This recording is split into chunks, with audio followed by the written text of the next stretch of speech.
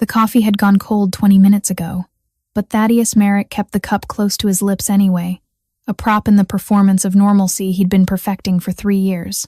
The Copper Kettle Diner occupied a corner lot in Millhaven, Oregon, where the Cascade foothills met farmland that stretched toward Idaho. Population 4,200. No stoplights. One diner that served breakfast until 2 in the afternoon and smelled perpetually of maple syrup and burnt coffee. It was exactly the kind of place where a man could disappear into ordinariness. Thad had chosen the corner booth for its strategic advantages without consciously acknowledging why. Back to the wall. Clear sightline to the entrance and kitchen. Exit through the kitchen accessible if needed. Old habits calcified into instinct. Muscle memory that refused to forget. The lunch crowd had thinned to scattered regulars. A farmer reading yesterday's newspaper. 2 elderly women dissecting someone's failed marriage over chicken salad. A trucker at the counter calculating fuel costs. Tuesday afternoon in late September carried the particular quality of light that made everything look slightly faded. Thad had been working through a Denver omelet while his laptop displayed a spreadsheet tracking inventory for Merrick Agricultural Supply, the feed store he'd bought with his settlement money. The business was legitimate, profitable even, selling fertilizer and fencing wire to people who asked no questions beyond delivery schedules. This was his life now, spreadsheets and supply chains. The careful construction of an existence so mundane it became invisible. The waitress had been refilling waters when Thad noticed her trajectory shift. Her name tag read Celine in faded letters.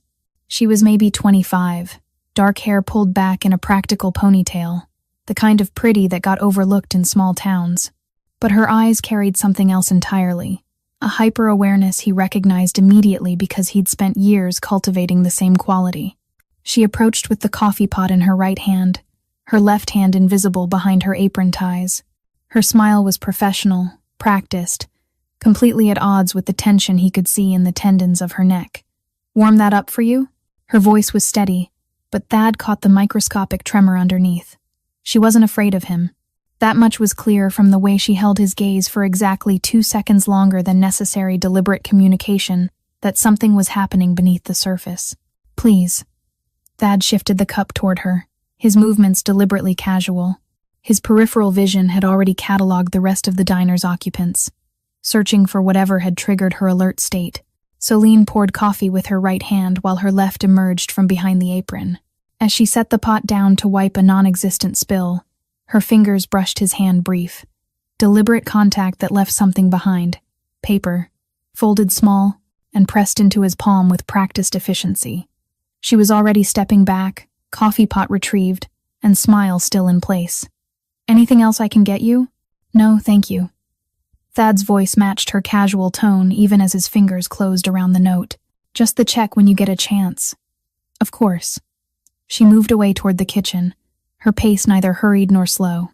Perfect. Unremarkable. Thad waited until she'd pushed through the kitchen's swinging door before unfolding the paper beneath the table. The handwriting was cramped, words pressed hard. "Don't move. Man behind you. Weapon under tray. He's been watching you for 20 minutes. When he leaves, I need your help. Please. I'm running out of time." The words hit his nervous system before his conscious mind finished processing them. Adrenaline flooded his bloodstream with the particular clarity that came from training overriding civilian instincts. His eyes didn't move toward the threat that would be amateur hour. Instead, he shifted his laptop screen's angle until the black mirror of its sleeping display gave him what he needed. The reflection was distorted but sufficient. A man sat 3 booths back, dark jacket despite the lingering warmth, baseball cap pulled low, hands hidden beneath a newspaper that hadn't turned a page. The man's tray sat untouched burger, fries, and the kind of meal that would get cold during surveillance. And yes, there beneath the tray's edge, the outline of something that didn't belong in a small-town diner. Thad's pulse hammered, but his breathing stayed controlled. 3 years of civilian life hadn't erased the training that had been beaten into him during 6 years of work he wasn't supposed to talk about. Work that had ended badly in Bogotá with betrayal and blood, and a deal that traded silence for a new identity. Thaddeus Merrick hadn't existed before 3 years ago. The man he'd been before had supposedly died in a warehouse fire that consumed evidence, along with several inconvenient witnesses. The people who'd arranged his death and resurrection had promised him safety in exchange for permanent disappearance. Someone had broken that promise. The man behind him shifted position. Thad caught it in the reflection, a hand emerging from beneath the newspaper, fingers adjusting something at waist level. Not drawing yet, just checking. His mind ran calculations. Distance to the kitchen 15 feet. Distance to the front exit 20 feet. Crossing the shooter's line of fire. Cover options none adequate. His own weapon was in the truck. Useless. Because men trying to live normal lives didn't carry guns to buy feed supplies. But Solene had seen it. Solene had recognized danger and done something about it. Something that required courage most people couldn't access. She'd warned him despite whatever fear was making her hands shake. And then she'd asked for help. "I'm running out of time." Thad folded the note with fingers that showed none of the tension coiling through his chest. He picked up his coffee cup, the movement masking his left hand's migration toward the butter knife beside his plate. Inadequate, but better than nothing. The man behind him stood up. The sound was distinct. Chair scraping linoleum, fabric rustling, weight shifting. Thad's reflection in the laptop screen showed the figure moving, positioning for a better angle. The jacket opened with practiced ease. In the kitchen, visible through the service window, Solene stood frozen. Her eyes met Thad's across the distance, and in that moment he saw his own past reflected back, the trapped desperation, the calculated courage, the understanding that some situations offered only terrible choices. Thad's fingers closed around the butter knife. The door chimed as someone new entered the diner, and everything that had been coiling toward explosion suddenly froze, waiting to see which direction the future would break. The newcomer was a state trooper, his uniform crisp despite dusty boots. He moved with the particular awareness of law enforcement entering an unfamiliar space, eyes cataloging exits and occupants before settling on the counter. Behind Thad, the man in the baseball cap became instantly, completely still, the kind of stillness that screamed wrong. The jacket closed. The newspaper rustled back into position. 3 seconds of frozen calculation before the decision arrived. Tactical withdrawal was better than confrontation with witnesses and badges. Thad watched through his laptop's reflection as the man retreated toward the back hallway where restrooms provided cover for departure through the kitchen's service exit. The burger and fries remained untouched evidence of surveillance poorly disguised as lunch.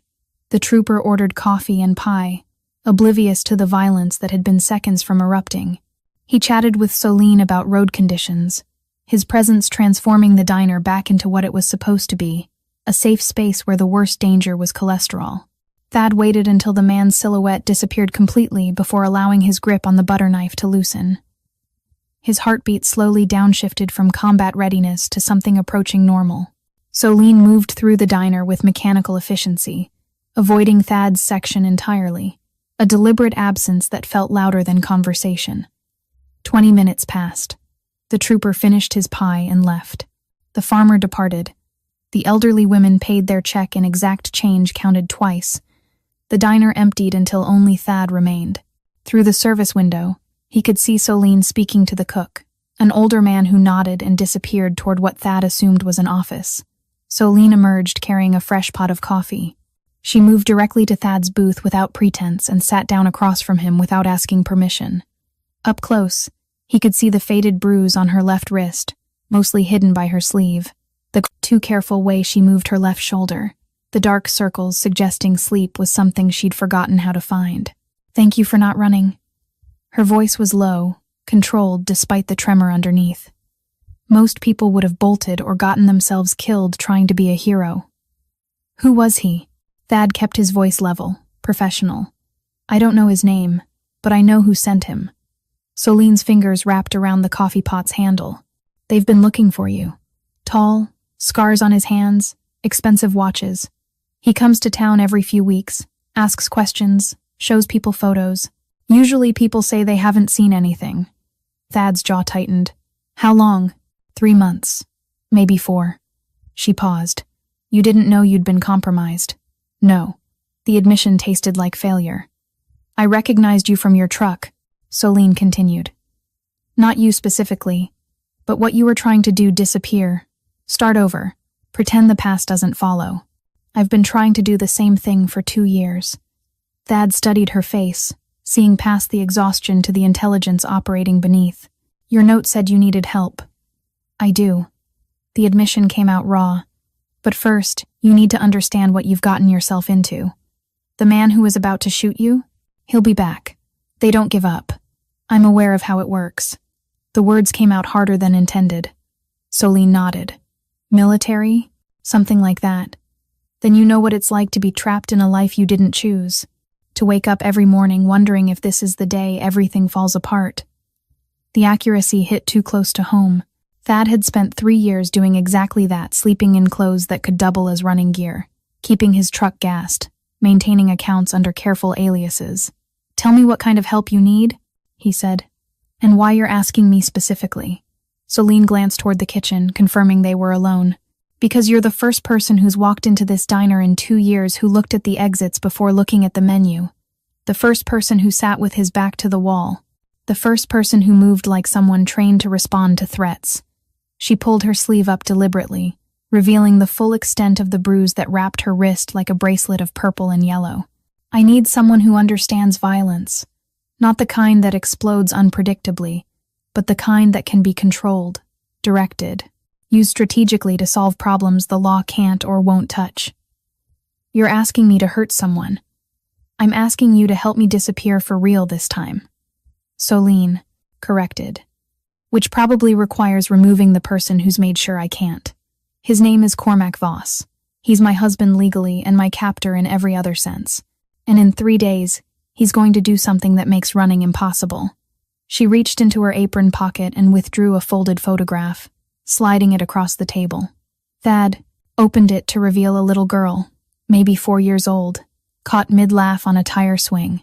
Dark hair, bright eyes, pure joy, that only existed before the world taught you to be afraid. Her name is Marin.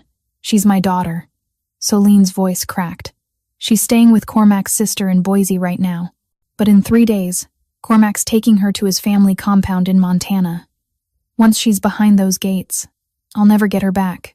The law won't help. Cormac's family owns half the county officials up there. Thad looked at the photograph, seeing the innocence that would be systematically destroyed. You want me to get her back? I want you to help me get her back, Solene corrected. And then make sure Cormac understands that if he comes looking, he won't like what he finds. I've spent 2 years being afraid. I'm done with that. But I can't do this alone. She leaned forward, her intensity pinning him to the booth. You're not from here. You don't have roots to protect.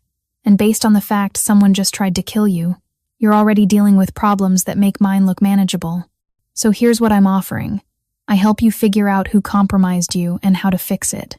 And you help me rescue my daughter and start over. The proposal was insane, dangerous, exactly the kind of complication Thad had spent 3 years avoiding. But the photograph of that little girl kept pulling his attention.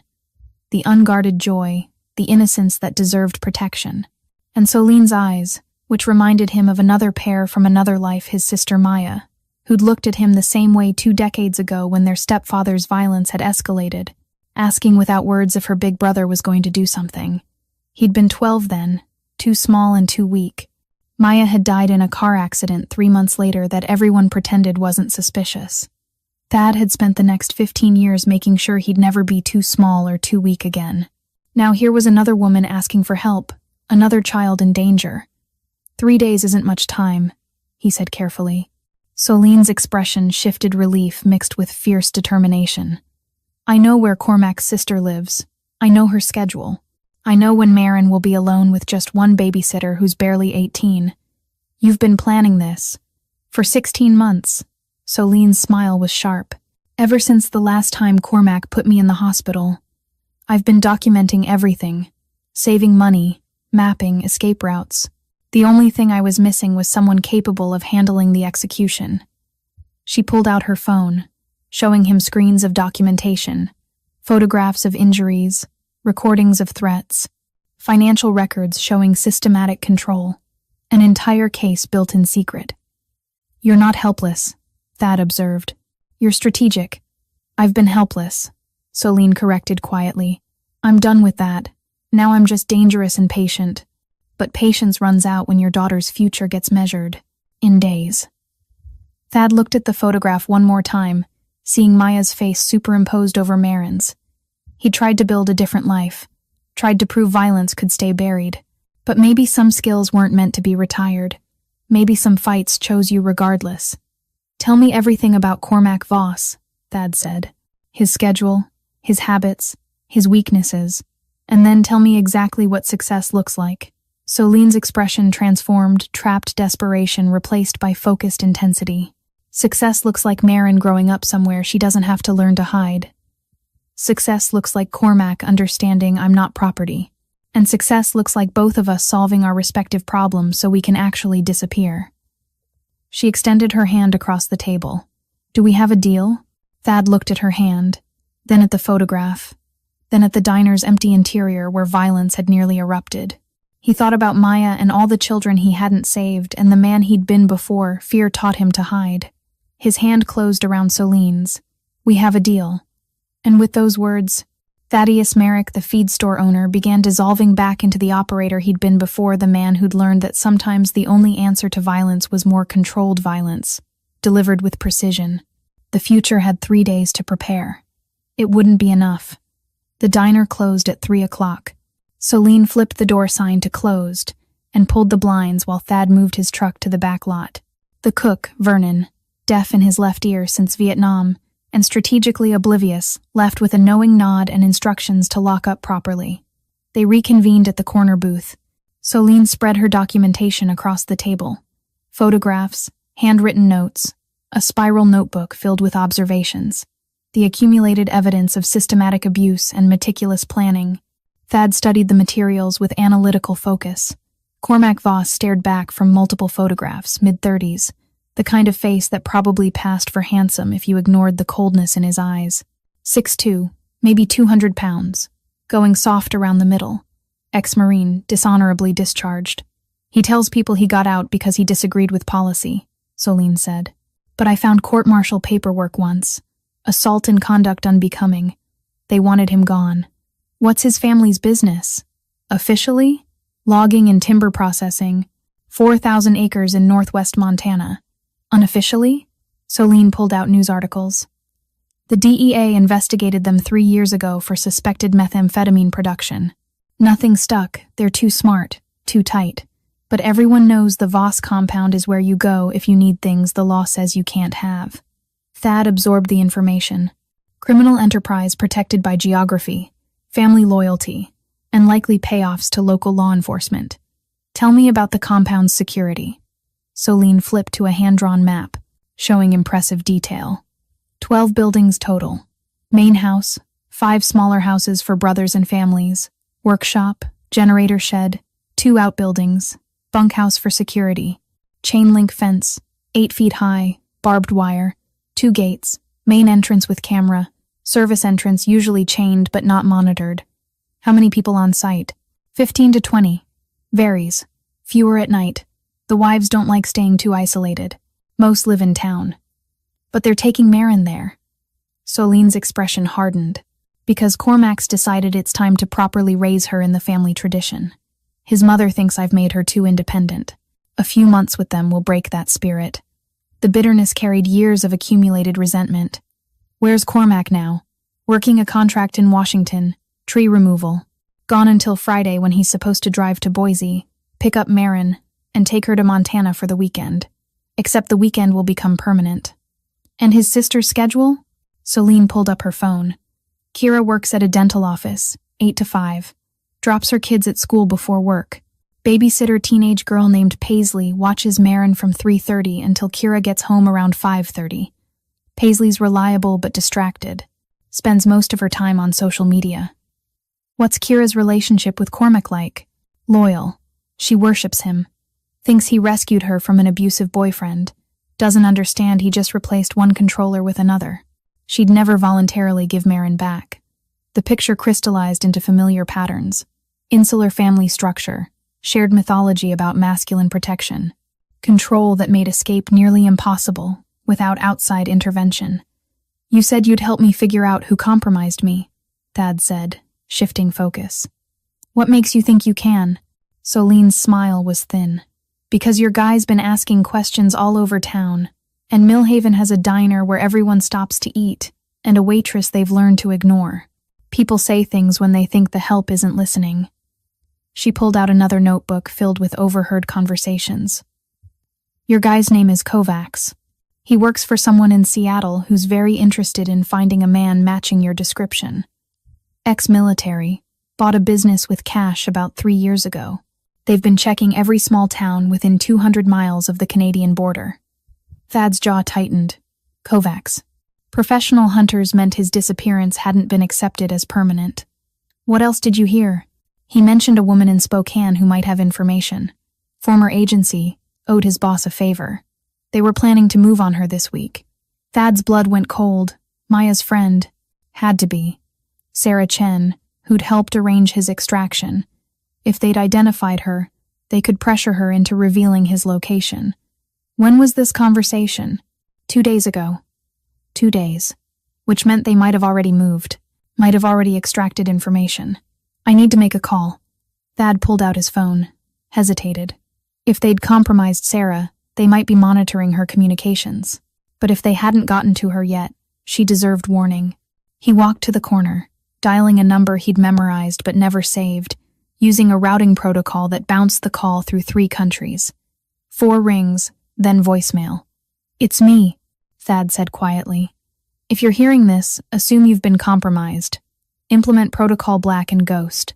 They're actively hunting. Take it seriously. He ended the call and immediately removed the phone's battery. When he returned to the booth, Solene was watching him. She's important to you. She saved my life once. Helped me disappear when that was the only option left. Thad sat down heavily. If they've gotten to her, my location is already compromised. Coming back here might be walking into a trap. Then we accelerate the timeline, Solene said without hesitation. Get Marin tomorrow instead of waiting. Hit them while they're unprepared. That increases risk significantly. Risk was always significant, Solene countered. The only question is whether we accept it or let fear paralyze us. She was right. Thad had spent 3 years choosing inaction disguised as strategic patience, telling himself he was being smart when really he was being afraid. Afraid that using his skills would remind him of who he'd been. But fear had solved nothing. I need to tell you something, Thad said. So you understand exactly who you're asking for help. Solene waited. My real name isn't Thaddeus Merrick. That identity was constructed 3 years ago when the people I worked for decided I knew too much. I was part of a unit that didn't exist, doing work that couldn't be acknowledged. We called ourselves contractors because it sounded better than mercenaries. He paused, checking her face for judgment, finding only steady attention. The operation that ended my career involved a cartel leader in Colombia who'd been facilitating weapons transfers. The math got complicated. He was an asset until he became a liability. Someone on our team was working both sides, feeding information to the cartel. 3 of us made it out. 1 died 2 weeks later in a car accident that wasn't an accident. Another disappeared completely. And I got offered a deal. Accept death officially and resurrection unofficially. Maintain silence permanently. But someone didn't honor the deal, Solene said. Someone decided dead wasn't sufficient. Maybe they discovered I'd kept insurance documentation that could bring down careers. Maybe they just don't trust silence will last. Either way, they're hunting, or they're professional. Thad leaned forward. So when you ask me to help you, understand you're asking someone who's already marked for death to risk additional visibility. Someone whose skill set was developed to hurt people efficiently, and who's spent 3 years trying to prove he could be something else. Someone who might be exactly the monster you need, but definitely isn't the hero you deserve. Solene absorbed this, her expression thoughtful rather than frightened. When I was 19, I thought love was intensity and jealousy, proved someone cared, she said. Cormac was older, confident, had answers. He seemed like stability. By the time I realized the stability was a cage, I was pregnant and isolated and convinced leaving was impossible. She looked at Marin's photograph. 3 months ago, Cormac broke my collarbone because I disrespected him by disagreeing about what Marin should wear. I was in the hospital, and this nurse asked me point blank, "How many more birthdays are you going to survive before he kills you? Not if, when." And she asked me what message I was teaching my daughter by staying. Tears pooled in Soline's eyes but didn't fall. That nurse probably doesn't remember, but I remember it every day. Teaching Marin to survive abuse wasn't love, it was condemning her to repeat my mistakes. The most loving thing I could do was show her that some situations require you to fight even when fighting seems impossible. She met Thad's gaze directly. So no, you're not the hero I deserve. You're the weapon I need, and I'm not asking you to be something you're not. I'm asking you to be exactly what you are, someone who understands that sometimes violence is the only language certain people speak. If that makes you a monster, then I'm asking a monster for help, and I'm not ashamed. The honesty hit Thad harder than any judgment could have. She wasn't asking him to pretend to be redeemed. She was asking him to use the skills that made him dangerous in service of something that mattered. He thought about Maya again, about the 12-year-old boy who'd been too weak to protect his sister. About the man he'd become in response, the operator who'd learned to turn weakness into lethality. About the 3 years he'd spent hiding from his own capacity for violence. Maybe the answer wasn't redemption. Maybe it was direction, using what you were in service of what mattered. Tomorrow morning, 4 a.m., I'll pick you up here, Thad said. We'll drive to Boise, observe and confirm patterns. If the opportunity presents itself, we take Marin and Ghost.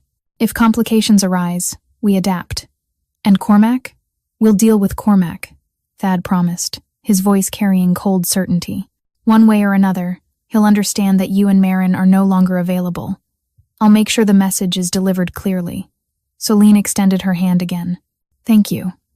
Don't thank me yet, Thad said, as their hands clasped. Thank me when Marin's safe and you're somewhere Cormac can't reach. That's all any of us are, Soline replied.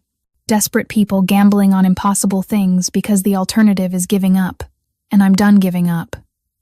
Thad nodded, feeling something shift in his chest, the careful walls he'd built around his capacity for violence beginning to dissolve, the operator he'd tried to bury rising back to the surface. 3 years of hiding had taught him nothing except that some things couldn't be outrun. Some fights chose you, and some people like Soline, like Marin, like Maya, 2 decades too late, deserved protection, even if providing it required becoming the thing you feared most about yourself. Tomorrow, they'd drive to Boise and see if liberation was possible. Tonight, Thaddeus Merrick would make his final preparations and say goodbye to the man he'd pretended to be. The feed store owner was dead, the operator had returned, and Cormac Voss had no idea what was coming for him. The drive to Boise took 4 hours through darkness that felt both protective and exposing. Thad kept the truck at exactly the speed limit, eyes constantly checking mirrors for surveillance patterns. Soline sat in the passenger seat with a duffel bag containing everything she'd been able to pack. Clothes for her and Marin, documents she'd hidden in the diner's ceiling tiles, the cash she'd been skimming from tips, $3,847 that represented 16 months of desperation, saved $1 at a time. They'd left Millhaven at 4:15. Thad had spent extra time checking his truck for tracking devices, found nothing. But absence of evidence wasn't evidence of absence. Tell me about Paisley, Thad said as they crossed into Idaho. The babysitter. What motivates her? She's 17, senior at Capitol High School, wants to study veterinary medicine at Boise State, but her parents can't afford it. She takes babysitting jobs to save for tuition. So she's motivated, responsible despite phone distraction. Thad filed the information away. What's her relationship with Kira like? Professional. Kira pays her $15 an hour, which is high for the area, so Paisley's loyal. But there's no real warmth. Kira treats her like hired help. That's useful. People who feel undervalued are easier to work with. They stopped for gas and coffee at a truck stop outside Mountain Home. Thad paid cash, kept his face angled away from cameras, changed shirts in the restroom. Soline did something similar. Different jacket, hair pulled back differently, glasses that changed her appearance enough to disrupt recognition. Kira leaves for work at 7:30, Soline said as they continued. Takes her kids to school first. House is empty until 3:30 when Paisley arrives with Marin. That's our window. Too exposed, Thad said. Breaking into an empty house in daylight creates witnesses. We wait for Paisley and Marin to arrive, then move during transition. That gives Paisley time to see us. Not if we're smart. Thad had been running scenarios since they'd left. What's the house's layout? Solene pulled up photos, screenshots from real estate listings. Single-story ranch, 3 bedrooms, attached garage, fenced backyard with a gate. Paisley parks in the pumps and the punks and the pumps and the pumps and the funks in a 5. Driveway, brings Marin in through the front door. They go straight to the living room. Paisley makes snacks, sets Marin up with cartoons, then settles on the couch with her phone. Does the backyard have visibility from neighbors? Partial. East side has clear view. West side blocked by trees. Back fence connects to an alley. That's our approach. We park 2 blocks away, enter through the alley, come over the back fence. I'll handle Paisley while you get Marin. 90 seconds if we're efficient. Handle Paisley how? Non-lethally, non-violently if possible, Thad clarified. Restrain her, disable her phone, and make it clear cooperation keeps her safe. She's a civilian, not an enemy. The distinction mattered. There were lines he'd crossed before that still lived behind his eyes at night. This mission was complicated enough without adding unnecessary harm. They reached Boise as dawn painted the sky amber and rose.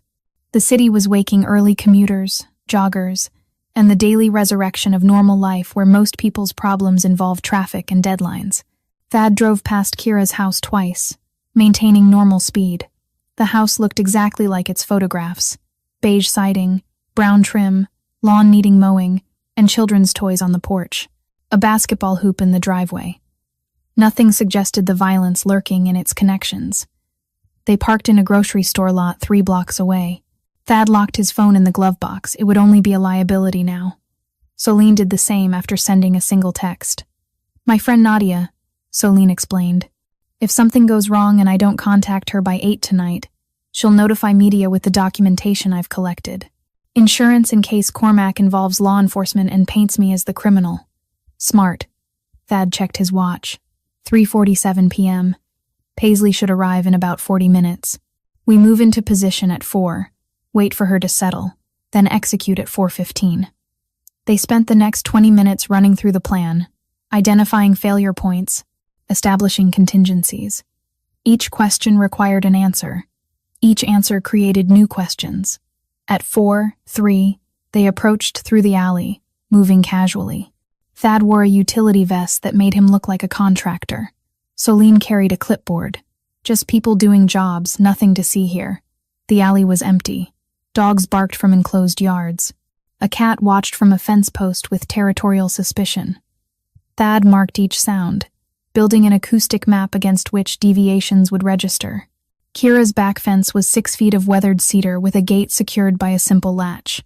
Thad tested it unlocked. They slipped into the backyard, a space dominated by a plastic play structure and a sandbox. Through the sliding glass door, Thad could see into a kitchen with outdated appliances and cluttered counters. No movement. The house was still empty. They positioned themselves behind the play structure, where angles made them, invisible from the house while maintaining clear view. Solene's breathing had accelerated. Thad placed a hand on her shoulder. Slow breath in, hold for 4, slow breath out. He instructed quietly. You're not afraid you're ready. Stay in that mindset. Solene nodded, following his breathing pattern until her tension decreased. At 4:28, a silver Honda Civic pulled into the driveway. Through the fence slats, Thad watched a young woman emerge, blonde ponytail, t-shirt, and jeans. She opened the back door and Marin climbed out, a small figure in purple leggings and a shirt decorated with cartoon horses. Thad felt Solene's body tense beside him. Her hand moved toward the fence instinctively. Not yet, Thad whispered. Let them get settled. They watched as Paisley and Marin entered through the front door. Lights came on in the living room. Television glow became visible. Paisley would be going through her routine now. Shoes off, snacks prepared, child positioned in front of screen, phone retrieved. Thad counted to 60. Then he moved. The back door was locked, but it surrendered to a credit card and practiced technique in under 15 seconds. They entered into silence, broken only by television noise, some animated show about talking animals. Through the kitchen archway, Thad could see Paisley on the couch, phone illuminated, thumbs moving. Marin sat on the floor 3 feet from the television, absorbed. Thad crossed the distance in 4 silent steps. His hand clamped over Paisley's mouth before she could scream, his other arm securing her phone. she thrashed instinctively, but he maintained control with practiced efficiency. "I'm not going to hurt you," he said quietly but firmly near her ear. "Nod if you understand." Paisley's eyes were wide with terror, but she nodded fractionally. "Marin's mother is here to take her home. This isn't a kidnapping, it's a rescue. You're going to stay quiet, and in 2 minutes we'll be gone and you can call whoever you want. Nod again if you understand."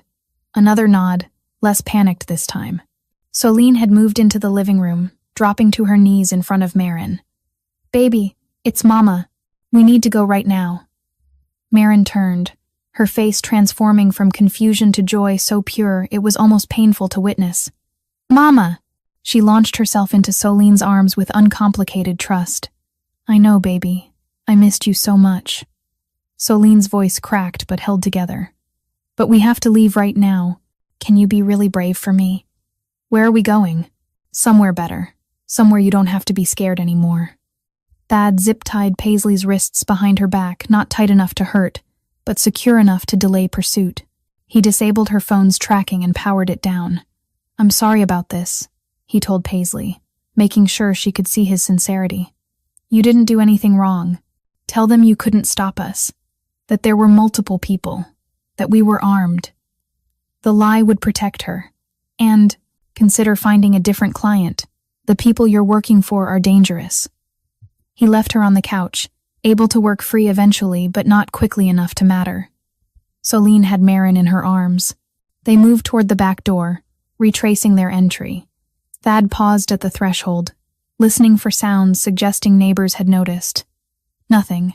They went over the back fence, through the alley, power walking toward the parking lot without running. Running drew attention. Walking with purpose was invisible. The truck was where they'd left it. Thad started the engine while Soline secured Marin in the back seat using a booster seat she'd hidden in the duffel premeditation that spoke to months of planning. Marin was asking questions. "Where are we going? Why did we leave so fast?" "We're going on an adventure," Soline answered, maintaining cheerful stability despite tears streaming down her face. "Just you and me for a while. Would you like that?" "Yes." Marin's enthusiasm was uncomplicated. They merged into traffic, heading north toward Nampa, taking surface streets where patrol patterns were predictable. Thad's hands were steady on the wheel, but his mind was calculating pursuit timelines. Paisley would free herself in 20 to 30 minutes. She'd call Kira, who'd call Cormac, who'd mobilize his family network. By 7 p.m., the Voss compound would know. The hunt would begin with fury that made Kovacs's pursuit look gentle. "We need to get out of Idaho," Thad said quietly. "Montana's too close to the compound. What's your preference?" "South," Soline said without hesitation.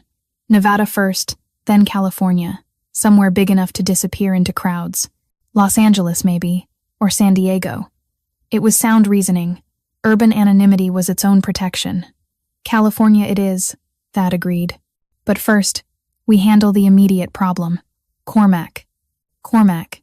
Because running only works if pursuit becomes too costly. Otherwise, we spend the rest of our lives looking over shoulders." He glanced at her in the rearview mirror. "I need to send him a message that makes continued pursuit irrational. That requires going on a fence. Are you comfortable with that?" Soline looked at Marin, who was singing softly to herself, already forgetting the strangeness of their departure. When she turned back to Thad, her expression carried cold determination.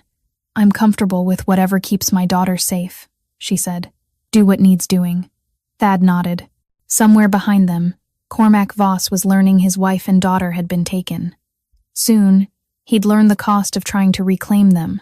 The sun was setting behind them, painting the road ahead in shadows that felt like permission. They drove through the night, stopping only for gas and bathroom breaks, pushing south through Nevada's empty spaces. Marin slept in the back seat, exhausted. Soline dozed intermittently, jerking awake every 20 minutes with hypervigilance. Thad stayed alert, maintaining exactly 74 in 70 zones. The radio stayed off silence, made it easier to think. By the following afternoon, they were approaching northern Arizona. The landscape transitioned into high desert where Joshua trees stood like sentinels. Thad pulled into a rest stop outside Flagstaff, a place where truckers caught sleep and families stretched road-cramped legs. "I need 2 hours," Thad said. Can you watch? Solene nodded. I've got a gun in the duffel.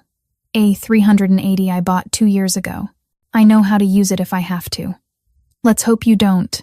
Thad reclined the seat, his body surrendering to sleep with practiced efficiency.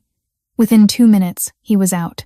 Solene watched him sleep, seeing details she'd missed. The scar along his jawline, the way his right hand stayed near his belt even in sleep. This was a man who'd lived hard and survived what should have killed him.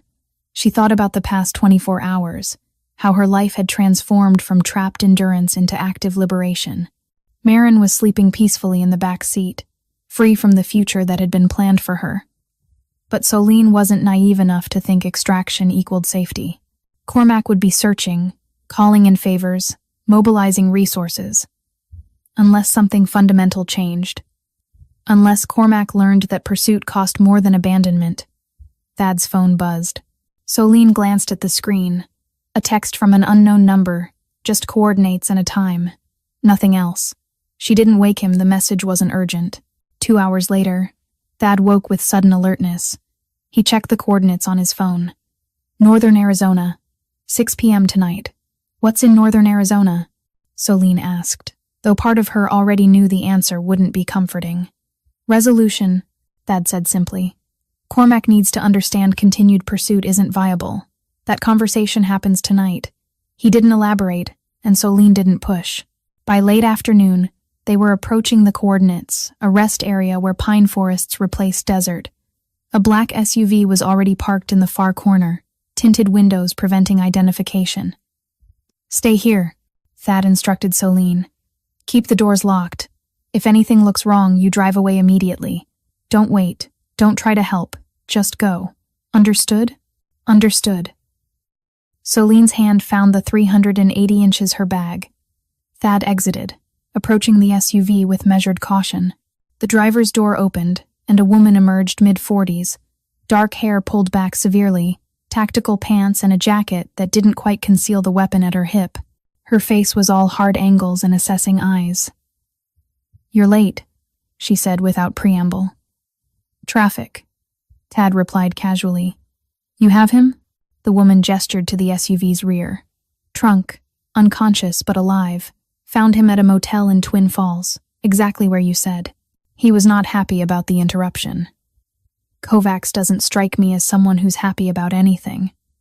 Thad moved to the SUV's rear, popping the tailgate to reveal a man duct-taped and bound, breathing but sedated. The same man from the diner. What do you want done with him? The woman asked. Information first. Then he becomes a message. Thad's voice was flat, professional. The woman nodded. She pulled out a syringe, injecting something that would wake him without granting full motor control.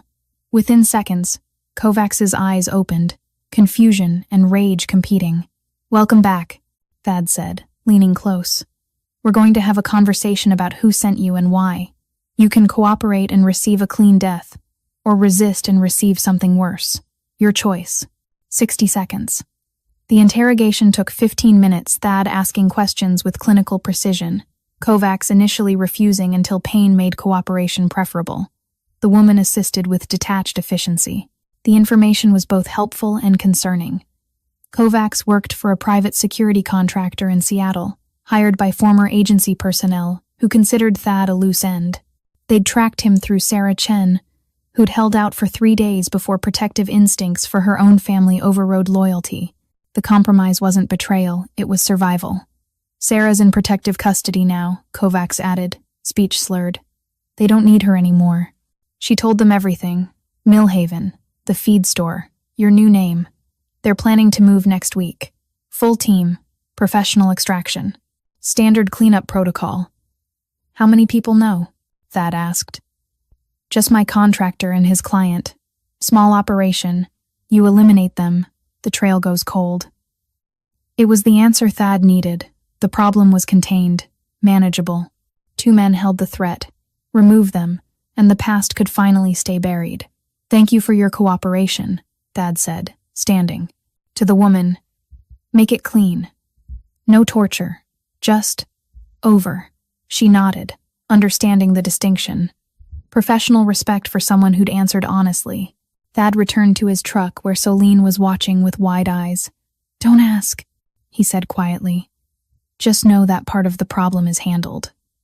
Minutes later, they heard the single gunshot loud in the forest, quiet, then absorbed by distance. The woman emerged, wiping her hands, and approached Thad's window. "Seattle contact is Felix Vandrow, operates out of Pioneer Square," she said, handing him a folder. "Everything you need. The client's name is in there too, bureaucrat trying to cover his ass. This is personal for him, which makes him sloppy." "I will." Thad took the folder.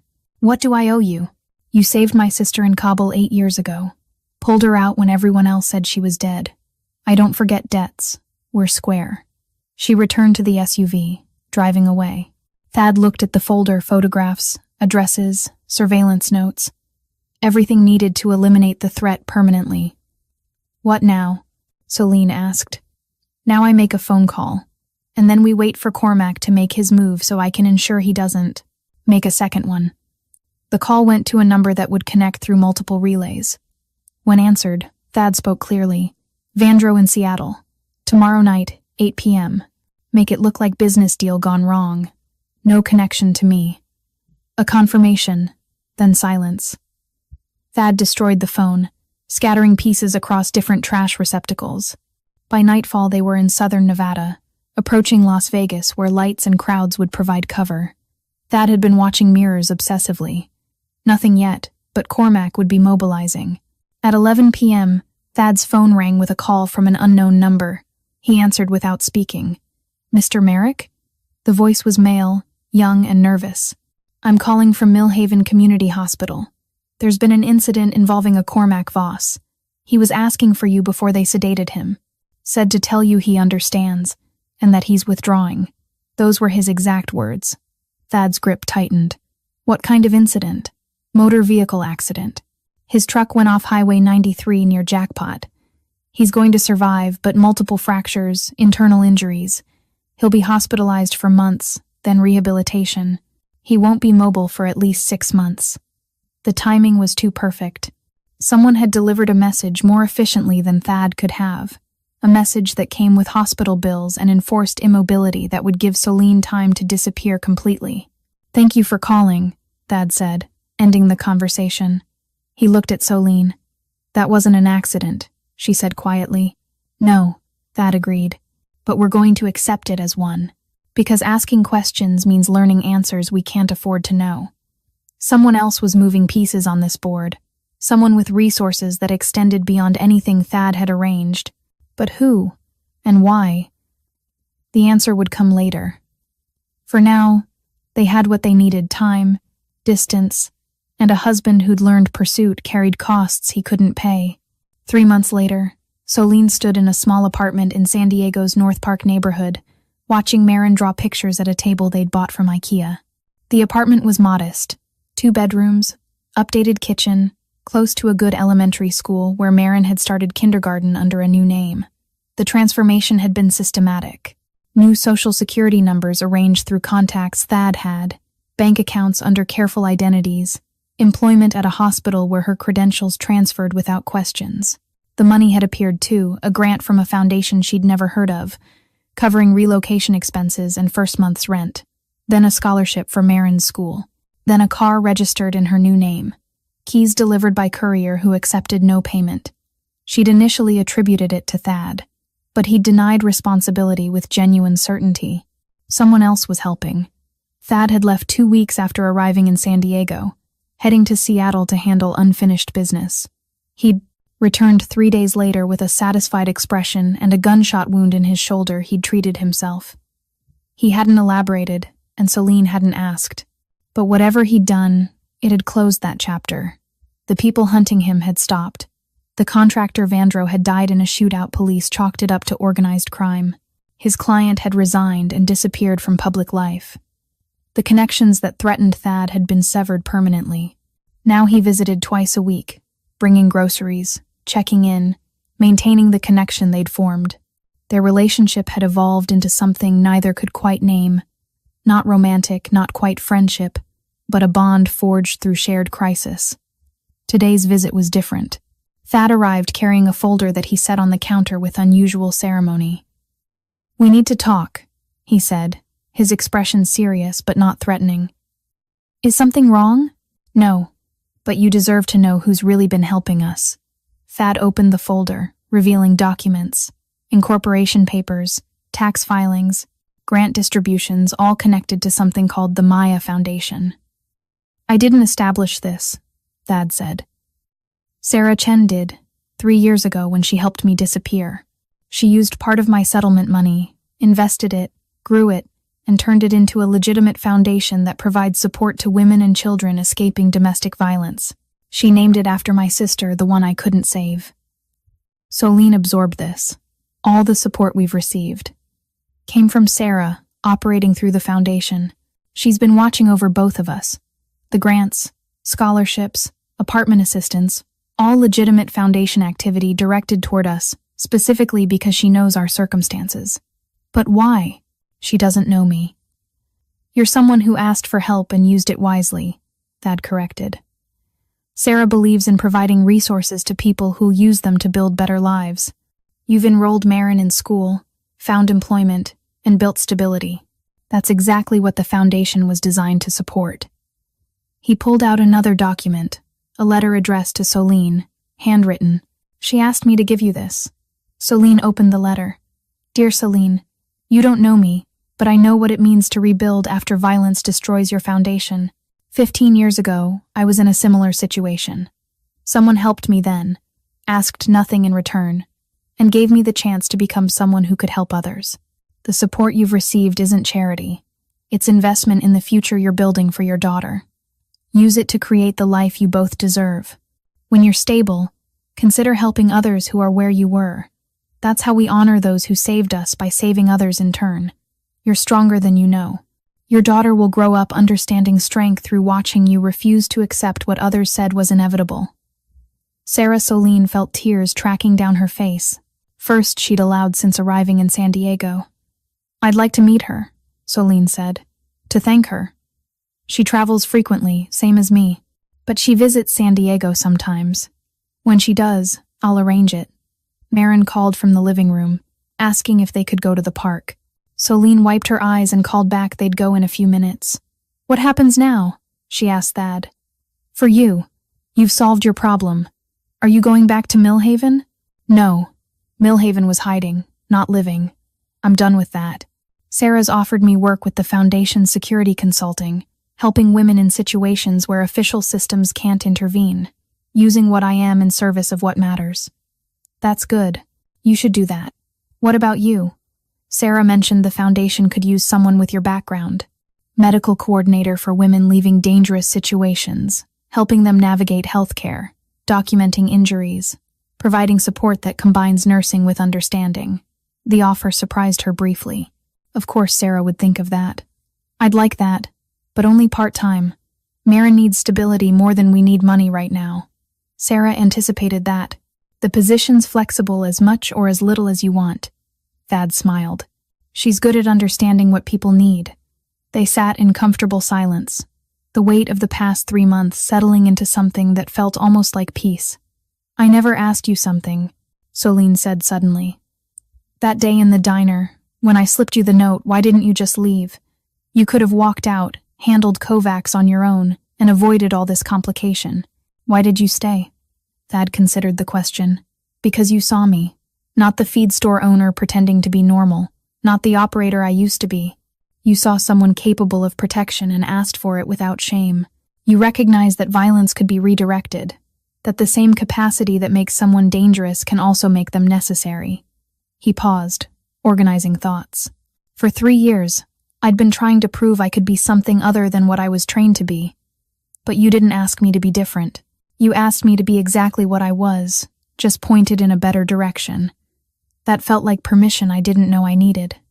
Permission to be yourself? Permission to accept that some skills don't retire. They just wait for situations that justify their use.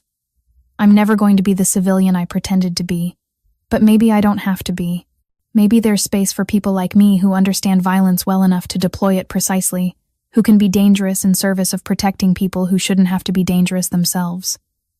Soline reached across the table, her hand finding his. "You saved us. Not just from Cormac, but from the future he'd planned. Marin gets to be a child. That's because of you. That's because of both of us, Thad corrected. You planned for 16 months. You had courage to approach a stranger. All I did was provide the skills your plan required. Still, thank you for being exactly who I needed when I needed it. Thad squeezed her hand briefly.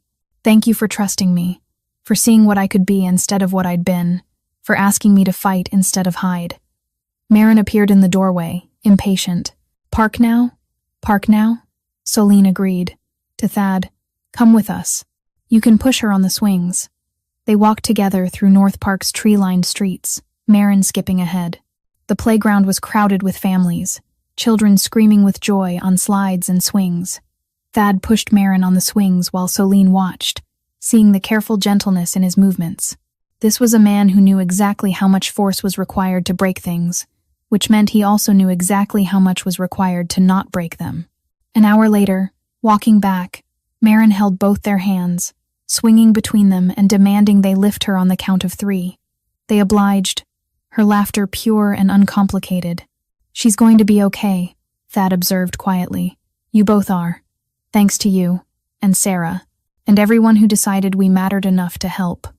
No, Thad corrected gently. You're going to be okay because you decided you mattered enough to fight. Everything else was just support for a decision you made yourself. Never forget that. You saved yourself. The rest of us just provided tools and removed obstacles. That night, after Marin was asleep and Thad had left, Solene stood at her apartment window watching San Diego's lights spread across the darkness. Somewhere in this city, women were hiding in closets, believing escape was impossible. Somewhere, children were learning to be small, to be quiet, and to disappear. She thought about Sarah's letter, about the suggestion that healing meant helping others heal, about turning survival into service. Maybe in a year, when Marin was more settled, Solene would take that position, start attending to women in similar situations, offering them what she'd received, recognition that they deserved protection, resources to make escape possible, proof that building new lives was achievable. She pulled out her phone and composed a text to Sarah's foundation contact.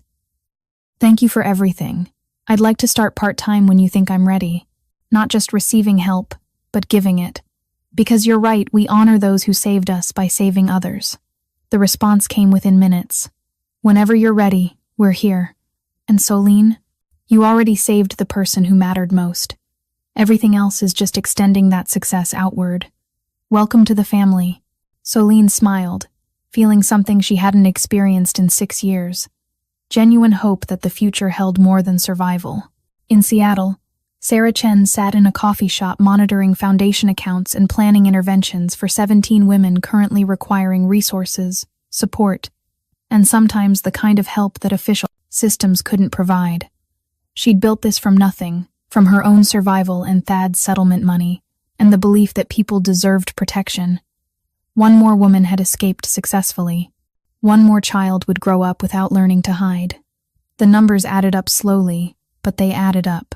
She closed her laptop and looked out at Seattle's rain-soaked streets, thinking about Maya, the girl she'd never met but whose name had become a promise. A promise that women wouldn't have to die in accidents. A promise that children wouldn't watch their mothers disappear into compliance and fear. Thad had helped one woman because she'd asked him to scare away monsters. In doing so, he'd scared away his own, the belief that his capacity for violence made redemption impossible. Sometimes monsters did fight other monsters, and sometimes, in the aftermath, everyone emerged more human than they'd been before. The rain continued falling on Seattle, on San Diego, on all the places where people fought private wars. And in those places, quietly, networks of support built themselves into infrastructure that caught people when they fell and helped them climb towards something better. It wasn't justice. Justice would have prevented the harm in the first place. But it was something.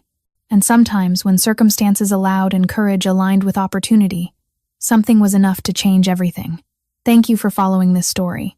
If you're enjoying these narratives of courage and redemption, write in the comments where you're watching from, and share your own stories of when someone helped you escape an impossible situation.